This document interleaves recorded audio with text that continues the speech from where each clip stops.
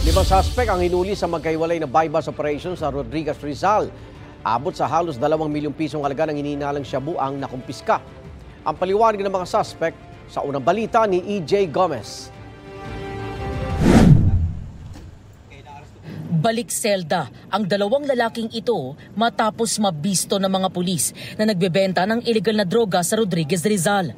Naaresto sila sa buy-bust operation sa Barangay Jeronimo nitong Martes. Well, actually, ang nangyari doon is nahuli yung 2 dahil yung isa bumibili rin sa kanya. Nakapkapan at nakuha yung pinagbabawal na gamot. Na-recover sa mga sospek ang 7 pakete ng umano'y shabu na humigit kumulang 210 grams ang timbang at nagkakahalaga ng mahigit 1.4 milyong piso. Sa Rodriguez at San Mateo raw ibinabagsak ng mga sospek ang kanilang supply ng droga base sa investigasyon. Ang ginagawa nila ngayon is pinapaabot nila through mga courier. Doon nila pinapadala through a certain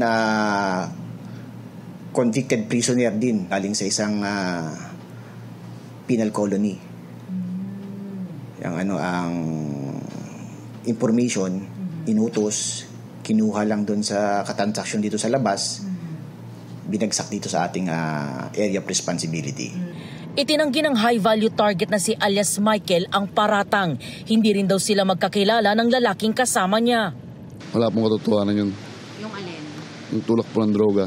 Nadaanan lang po nila ako. May ibang tao pong mayari yan, hindi po sa akin yan. Umamin naman ang naaktuhang buyer na si alias John John. Doon po ako sa may naaktuhan po din ako na bumibili ng droga.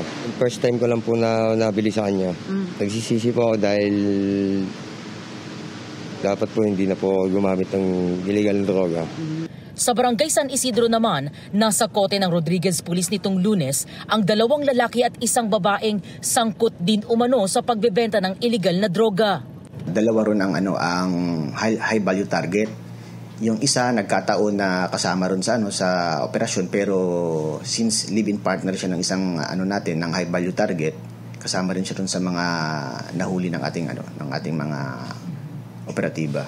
Abot sa 70 grams ng hinihinalang shabu ang nakumpiska sa mga sospek. May standard drug price ito ng mahigit 470,000 pesos.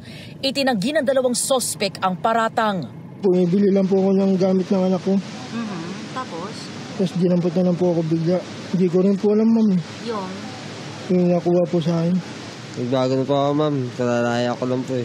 Hindi ko po alam saan nanggaling yun. Ang babaeng suspect naman, sinabing sangkot nga sa bentahan ng droga ang kanyang live-in partner na si alias Tati. Bago lang po, 2 linggo po. Nadamay lang po ako sa asawa ko po.